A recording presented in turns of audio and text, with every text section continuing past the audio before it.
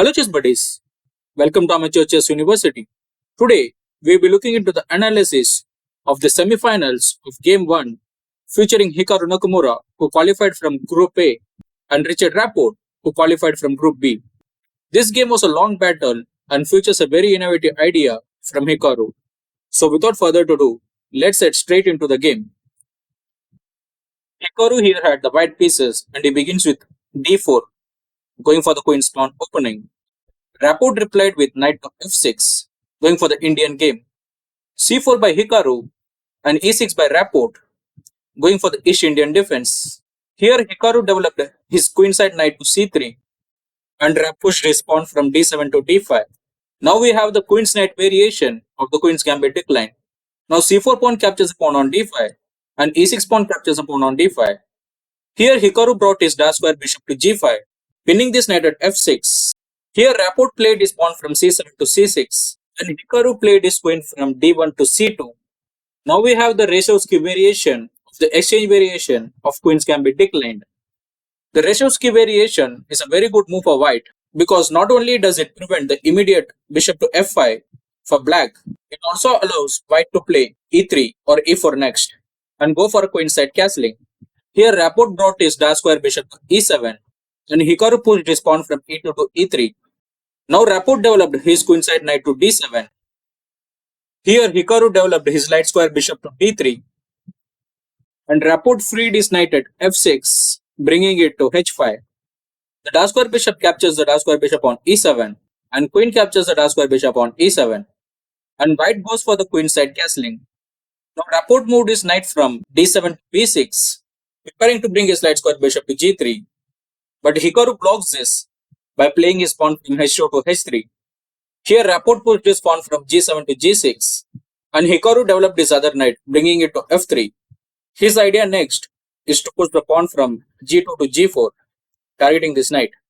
Rapport realized this, he moved his knight back to g7 and now Hikaru plays his pawn from g2 to g4, blocking the light square bishop as well as the knight from coming to f5. So Rapport here brought his light square bishop to e6 and Hikaru moved his knight from c3 to e2, opening up the c file for the white queen. Here Rapport castles on the queen side and Hikaru moved his king from c1 to b1. Now Rapport's king is in the same c file as Hikaru's queen, so he moved his king to b8.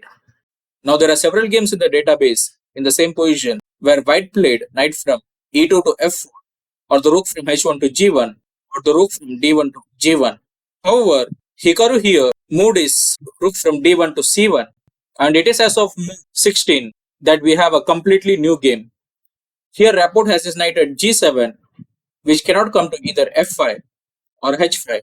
So he moved his knight to e8, preparing to bring it to d6. And here Hikaru played his knight from e2 to f4 and Rapport played his knight from e8 to d6. Now Hikaru pushed his pawn from e2 to f4 and Rapport played his knight from d6 to c4 and Hikaru pushed his pawn from a4 to a5, targeting this knight at b6. Here Rapport cannot capture the pawn on a5 because if he goes for knight captures the pawn on a5, then Hikaru will move his queen to c5 and if white and black queens exchanged, then the pawn at c5 will be targeting the knights. The knight will be forced to move back to d7 and Hikaru will push his pawn from b2 to b4. This will be a very nasty position for black to be in. And if Rapport tries to move his knight from a5 to c4, then we will have a bishop captures the knight on c4, pawn captures the bishop on c4, and white will play knight to g5, targeting this light square bishop at e6, which is protecting the c4 pawn. This position will be completely advantageous for white. So after pawn to a5 by white, Richard here played his queen to b4. Now his idea is to play his knight to a3 next, delivering a check while also targeting the queen. And this pawn at b2 will be pinned due to the queen at b4. And if Hikaru tries to capture the knight at c4, then Richard will capture the bishop at c4, again looking for the same idea, bringing the knight to a3. So after queen to b4 by Rapport, Hikaru moved his queen to c3, asking for a queen exchange. But Rapport here first captured the pawn on a5, asking Hikaru to capture his queen first. Now queen captures the queen on a5 and knight captures the queen on a5 and Hikaru moved his knight from f3 to g5. In this position, Hikaru is a pawn down, but he is the one who is attacking. Now the bishop at e6 is targeted twice by both the knights. So Rapport brought his rook from d8 to f8. In this position, Hikaru came up with a very spectacular move. So feel free to pause the video and try to figure out the move played by Hikaru in this position. If you're able to figure it out, well done. The move played by Hikaru in this position was capturing the pawn at g6 with his light square bishop. If you remember well, Hikaru played a similar move, but with his dark square bishop earlier in the tournament against Esipenko in round 2. That turned out to be a decisive factor, helping him win the game. And this time it was no different. Unlike Esipenko, who captured the dark square bishop, Richard here cannot capture the light square bishop at g6 with either f7 or h7 pawn. If the f7 pawn captures the light square bishop on g6, then Hikaru will capture the light square bishop on e6 with his knight at g5. This knight will target the rook at f8. And if h7 pawn captures the light square bishop on g6, then Hikaru will capture the light square bishop on e6 with his knight at g5. And if f7 pawn captures the knight on e6, then Hikaru will capture the pawn on g6 with his knight, now targeting both the rooks. Also, if you don't capture the light square bishop, pushing the pawn to h6 will also not be a good idea, because then knight will capture the light square bishop on e6, targeting the rook at f8. And black will be forced to capture the knight at e6 with the pawn. And white can move the light square bishop back to c2, blocking both the b3 as well as the a4 square from the access of these knights. So this was such a fantastic move from Hikaru, and it is definitely not that easy to find. Here Rapport played his knight from a5 to b3. The best idea for white in this position was to play the rook to c3. However, Hikaru continued his innovative ways. He captured the bishop on e6 with his knight on f4, now targeting the rook at f8. So f7 pawn captures the knight on e6, and the knight at g5 captured the pawn on h7 with the protection of the light square bishop at g6. And this knight at h7 is now targeting the rook at f8. So Rapport moved his rook from f8 to g8, now targeting the light square bishop on g6. And Hikaru moved his bishop back to d3. Now Rapport captured the rook at c1, and Hikaru captured the knight at c1 with his king. Now Rapport moved his rook from g8 to g7, launching a double attack on this knight at h7. And Hikaru moved his knight to f6. Here Rapport moved his rook to f7, again targeting the knight at f6, and Hikaru moved his pawn from g4 to g5. Now Rapport wanted to eliminate this annoying knight at f6, so he captured it with his rook. And Hikaru captured the rook at f6 with his pawn at g5. Here Rapport moved his rook from h8 to f8, targeting this pawn at f6. And Hikaru pushed his pawn from h3 to h4. Now Rapport captured the pawn at f6, and Hikaru pushed his pawn from h4 to h5. Here Rapport played his rook from f6 to h6, stopping this h5 pawn from progressing further. And Hikaru started bringing his king into picture, playing his king to d2. And Richard brought his king to c7. Now Hikaru moved his king to e2, and Richard moved his king to d6. King to f3 by Hikaru, king e7 by Rapport. Now Hikaru moved his king to g4, preparing to bring his king to g5 next. And Rapport blocked this by playing his king to f6. Here Hikaru played his rook to h3, looking to bring his rook to f3 next. And Rapport moved his knight to c8. Here Hikaru played rook to f3, delivering a check. And Rapport moved his king to g7, continuing to protect his rook at h6. Now Hikaru moved his light square bishop to g6, creating a strong bishop pawn pair. Hikaru's idea is to bring his rook to f7 and deliver a check. And Rapport prevents this by bringing his knight to d6. Now Hikaru moved his king from g4 to g5, and Rapport pushed his pawn from a7 to a5.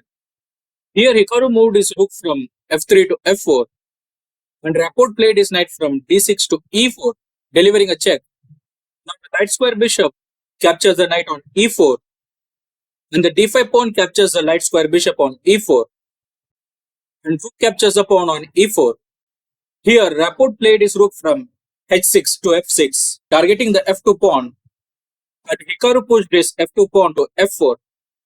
Now Rapport played his rook to f4, delivering a check, and Hikaru moved his king back to g4.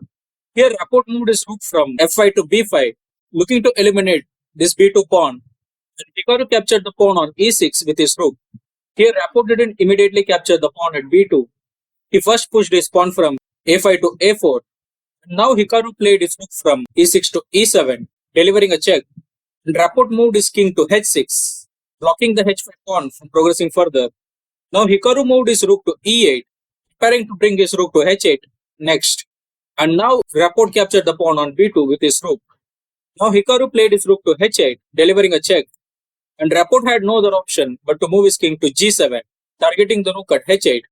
Now Hikaru has to move his rook. He played his rook to a8, targeting this pawn at a4, and Rapport pushed his pawn from b7 to b5, creating the pawn chain. Here Hikaru started pushing his pawns. He played e3 to e4, and Rapport moved his rook to a2. Now Hikaru moved his rook to a7, delivering a check, and Rapport moved his king to h6. Now Hikaru played his rook to a6, now targeting the c6 pawn. The problem for Rapport is he cannot move his rook from a2 to c2 because then his pawns at a4 as well as b5 will be stranded in their position. So he decided to move his king to h7.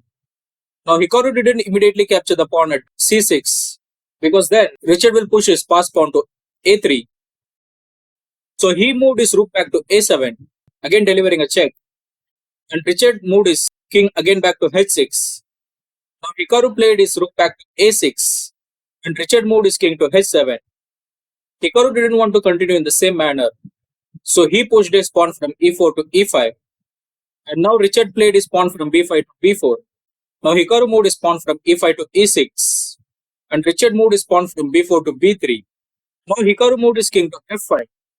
With two passed pawns for Hikaru, it will be very difficult for Rapport to make a move with his king. So instead, he moved his rook to a1, preparing to bring it to e1. Now Hikaru moved his rook to b6. Here Rapport played his rook to e1, targeting the pawn at e6, and Hikaru moved his king to f6, preventing black king from coming to g7. Here Rapport moved his rook to e4, targeting both the d4 as well as the f4 pawn. But Hikaru didn't worry about this. He pushed his e6 pawn to e7, with only a step away from obtaining the queen. Here Rapport captured the pawn on f4, delivering a check to the king, forcing it to move away, and Hikaru moved his king to e5, targeting the rook at f4. Now Rapport moved his rook to f1. Now Hikaru cannot push the e7 pawn to e8 because if he does so, then Rapport will move his rook to e1, delivering a check and picking up the queen. So after rook to f1 by Rapport, Hikaru moved his king to d6. And now Rapport moved his rook to e1. Here Hikaru moved his king to d7, and Rapport pushed his pawn to c5. Now Hikaru captured the pawn on c5, and Rapport moved his rook to d1, delivering a check. And Hikaru moved his king to c7. Now Rapport moved his rook to e1, and Hikaru moved his king to d6. Rapport again moved his rook to d1, and Hikaru moved his king to c6. Now Rapport played his rook to e1 again, and Hikaru moved his rook to b4, targeting this a4 pawn. Rapport pushed his pawn from b3 to b2. Now Hikaru captures the pawn on b2 with his rook, and Rapport captured the pawn on e7 with his rook. Here Hikaru moved his rook to a2, targeting this pawn at a4. And it was in this position, on move 71, that Rapport resigned the game. So let's see why. Pawn at f4 is pinned, is targeted by the white rook, and Hikaru has two passed pawns, with one of them being protected by the king. And although black can capture the h5 pawn, the black king is too far in the other two pawns to make any kind of difference in the game. So that's the reason why, after move 71, Richard resigned the game. So that's the game. Hikaru continues his incredible run in this tournament, showing how good he is in the classical format with another victory, and this time in the semi-finals. If you have any thoughts on the game, feel free to share below. Thank you for watching. Take care. See you.